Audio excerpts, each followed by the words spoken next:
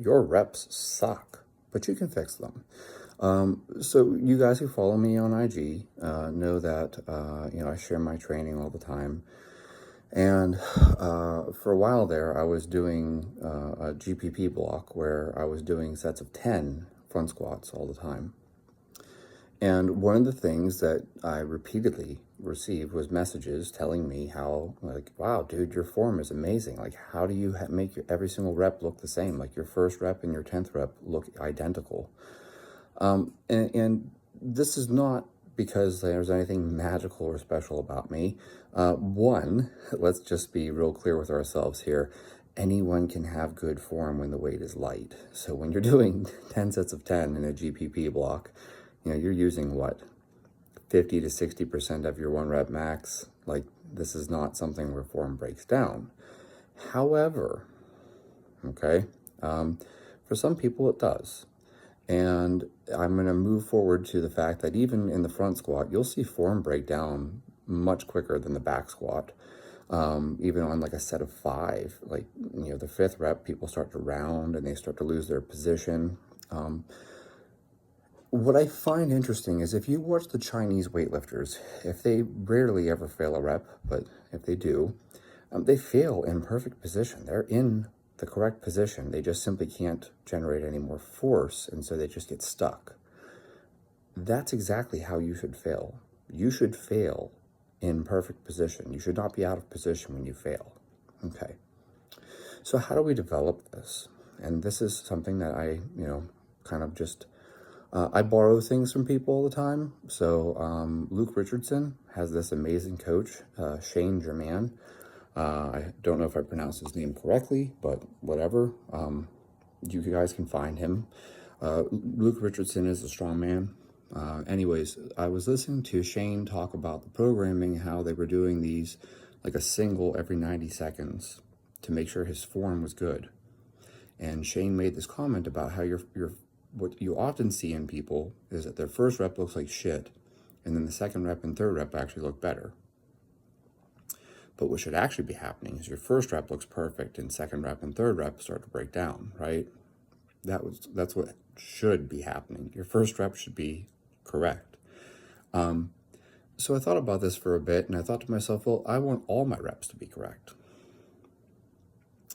So what I did is I took a simple template here of, most people will do a 5x5 with 75 to 80% of their 1 rep max. And so I decided, okay, what I'm going to do is I'm going to take 75%.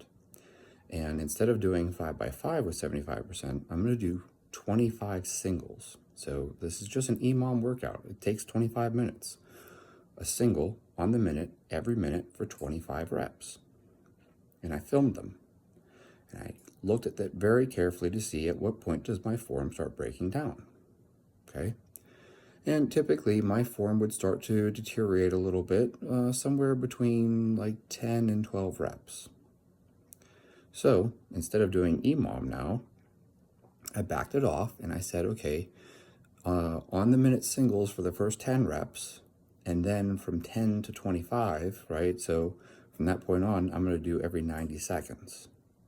And that little change, giving myself an extra 30 seconds, okay, now even my 25th rep looks very similar to my first rep.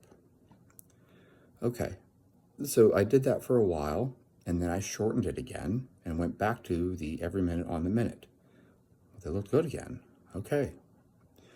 All my reps, all 25 reps looked good. So at that point, I decided, okay, what I'm going to do is I'm going to do 12 doubles. On the minute, every minute, doubles. And, again, it was interesting to me. You would think that halfway through my form would break down. It was really only like the last 2 sets. So I did EMOM doubles all the way up to 10, and then gave myself 90 seconds of rest for the 11th set and 2 minutes of rest for the 12th set. Okay. And then I just worked my way down again till I was doing every minute on the minute a double. And then, I changed things and I moved to 3s, right? Triples. And because it's a triple instead of a double, I gave myself 90 seconds of EMOM, if that makes sense. So like every 90 seconds I go. The reason for this is because that third rep, it takes more time to do the set now. So like you're not getting like an adequate break between sets to reset things. In any case, then I did, 8 triples. So I'm not super strict about the 25 number. 24 is good enough. 12 sets of 2, 8 sets of 3, okay? From there, I progressed to 6 sets of 4, which at that point, 90 seconds was really pushing it hard. But I kind of decided that just for the sake of keeping form better, I did that a few times, and I was like, hey, this is just, I feel like shit afterwards. So when I did the 6 sets of 4, I started off with 90 seconds of, every 90 seconds. I changed it to every 2 minutes. Okay, 6 sets of 4 every 2 minutes was a better strategy. And then I got to 5 by 5. 5 by 5, 2 minutes, 2-minute rest between sets, and it looked good. So I started loading the weight then. So, I went from 75% to 80% for 5 sets of 5. And, I just approached it in the most simple manner I could think of, where it was like, I want quality reps instead of hard reps or quantity of reps or whatever. I want to make sure every rep is a good rep. I think that this is a really important thing. I'm just going to back up to kind of like, this is probably something I should have said at the beginning. If your form is breaking down, you're not targeting the muscle group that you want to target. And the other thing is that you're increasing your risk of injury. So like, it just makes sense for us to focus on having really good quality reps. Could I squat more? Probably. Could I put more weight on the bar? Probably. Would that still get the same stimulus that I'm looking for? No, because if my front squat turns into like some kind of weird rounded back good morning-ish thing where my glutes and my hips are driving it more than my quads, my front squat isn't targeting my quads anymore. So like, this is something I try to point out to people all the time. How you do the exercise matters very, it's more important than you think it is. If you look at an RDL, so many people do the RDL incorrectly. They bend their knee and then straighten it at the top. And it's like, well, now you're taking the load off of the hamstring and you're not doing it right. And it amazes me how many people don't know the difference between an RDL and a floating deadlift. So a floating deadlift, okay, is what most people are doing. As Jim Schmitz wrote an entire article explaining how the RDL is done properly, the knee stays bent. Okay? That little change changes the exercise. So like, if you start doing your RDLs and you're straightening your knee, you're no longer strengthening that position that should transfer to the clean. Like, you should be in the power position of the clean at the top of your RDL. So your knee should be bent. You look at even like Dimmel deadlifts.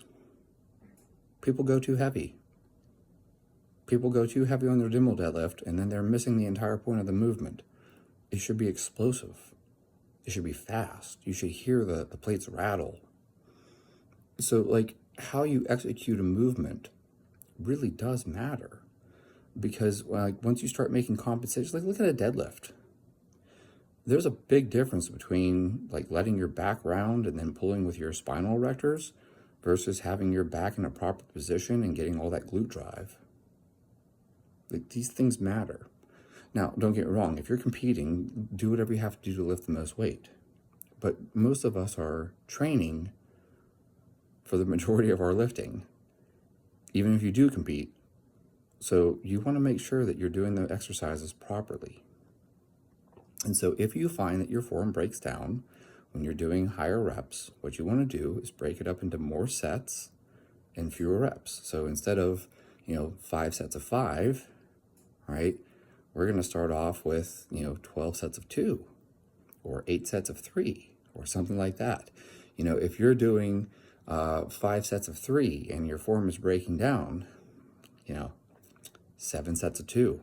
Like, trust me, that one rep is not going to make the big difference. something like that is going to end up having a better training effect for you in the long run. You can see the best lifters out there have fantastic form. And I know you look at them and you're like, oh, look, his, I don't know, his knee caved or something like that. Yes, on his 1 rep max. But in his training, when he's doing 80% or 85%, his reps look perfect. You look at someone's max on a competition day, no, form breaks down a little. But if you look at them in training, like the majority of their reps, when they're training at 75 to 85%, their reps look fantastic. So I really think this is a big thing that people need to pay more attention to. If you find that your reps don't look good and your form is breaking down, okay, more sets, fewer reps per set, and make sure the quality is there.